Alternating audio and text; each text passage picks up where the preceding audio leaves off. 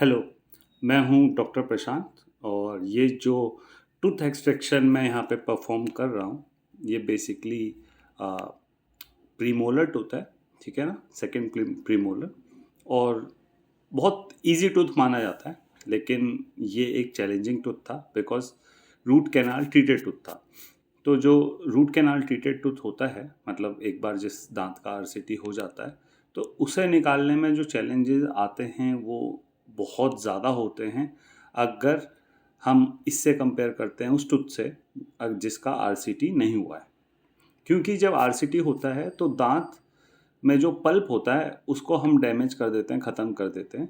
और जो पल्प का काम होता है वो टूथ को न्यूट्रिएंट्स प्रोवाइड करता है, जिससे टूथ अपने आप को रिपेयर करता रहता है। Whereas RCT treated tooth अपने आप को रिपेयर नहीं कर पाता। तो जो सबसे बड़ा चैलेंजेस होता है वो जो टूथ होता है ब्रिटल हो जाता है, मतलब टूटने लगता है।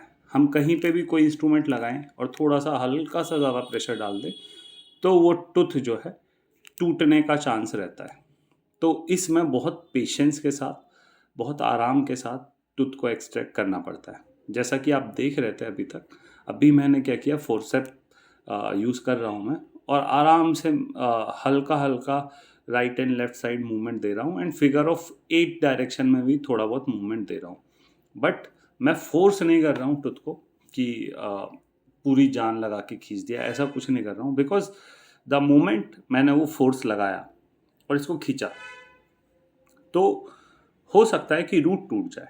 प्लस प्रीमोलर का जो रूट होता है वो भी काफ़ी लंबा होता है ना? सबसे लंबा कैनाइन का रूट होता है, उसके बाद प्रीमोलर का रूट होता है।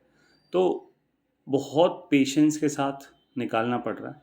अगर यहाँ पे हड़बड़ी कर दी जाए इस टूथ के साथ तो ऐसा हो सकता है रूट टूट जाएगी। और कई केसेस में हमें थोड़ा बहुत रूट का पोर्शन भी छोड़ना पड़ सकता है। कई केसेस में हमको निकालने में बहुत दिक्कत होती है। तो मतलब एक ये जितना इजी लग रहा है, मैं जितना इजी तरीके से कर रहा हूँ, अब जैसे देख रहे हो कि मैं अगेन मैंने एलिवेटर ले लिया है बिकॉज फोर्सेप से मैंने ज़्यादा प्रेशर नहीं क्रिएट किया, हल्का सा क्रिएट किया। उसके बाद अगेन मुझे लगा कि अभी भी स्टिफ है तो एलिवेटर को डाल रहा हूँ। यहाँ पे मैं बेसिकली वेज प्रिंसिपल को अप्लाई कर रहा हूँ। बेसिकली एलिवेटर को अंदर की तरफ डाल रहा हूँ टूथ के सॉकेट में, सो दैट टूथ थोड़ा थोड़ा बाहर की तरफ आने लगे, ठीक है, और थोड़ा मोबाइल हो जाए ताकि इसे निकालना ईजी हो जाए। और यहाँ पे मैं फील कर पा रहा हूँ कि जो टूथ है वो थोड़ा बहुत हिल रहा है, मोबाइल हो रहा है। लेकिन फिर भी मैं थोड़ा और समय देना चाह रहा हूँ, बहुत कॉशियस होना चाह रहा हूँ, क्योंकि मैं नहीं चाहता कि रूट टूटे। अगर रूट टूट गई इस कंडीशन में तो फिर मेरे लिए बहुत मुश्किल हो जाएगा और जितना समय अभी लग रहा है इस केस में उससे ज़्यादा समय लगेगा। तो इसलिए अभी मैं अच्छे से एलिवेट कर रहा हूँ, है ना, अच्छे से लग्जेट कर रहा हूँ इस टूथ को और काफ़ी हद तक लग्जेट हो गया। और इसके बाद मैंने सोचा चलो अब इसे रिमूव कर देते हैं, ठीक है। तो अब मैं फोर्सेप लगाऊंगा यहाँ पे और फोर्सेप लगाने के बाद जो है आराम से इसमें जो है थोड़ी मूवमेंट दूंगा और मूवमेंट देने के बाद ये टूथ निकल जाएगा। और ये मैं इसको आराम से थोड़ा फिगर ऑफ 8 मूवमेंट दे रहा हूँ और मैं थोड़ा सा जो है, देखिए, फिगर ऑफ 8 मूवमेंट दे रहा हूँ मैं, मतलब सिर्फ राइट लेफ्ट नहीं, पूरा movement, round and round figure of 8 movement, हल्का हल्का। और बहुत ज़्यादा ज़ोर से मूवमेंट नहीं कर रहा हूँ मैं, बहुत हल्का हल्का। ज़्यादा ज़्यादा लेफ्ट या ज़्यादा राइट ले गए तो जो रूट है वो टूट सकता है। बहुत आराम से, ठीक है। और धीरे धीरे इसको निकाल लिया, अब ये निकल चुका है।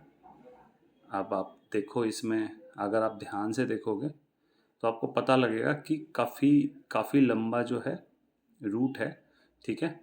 और अब मैं पेशेंट को कॉटन लगा के क्लीन करके अभी माउथ ओपनिंग जो है, मतलब मुंह उनका बंद करा रहा हूँ। और बाद में मैंने इस केस में सूचर भी दिए थे बिकॉज जो रूट था वो बेसिकली साइनस की ओपनिंग के बिल्कुल क्लोज था, तो मैं नहीं चाहता था कि बाद में इसमें कोई कॉम्प्लिकेशन हो, इसलिए मैंने सूचर भी दिए।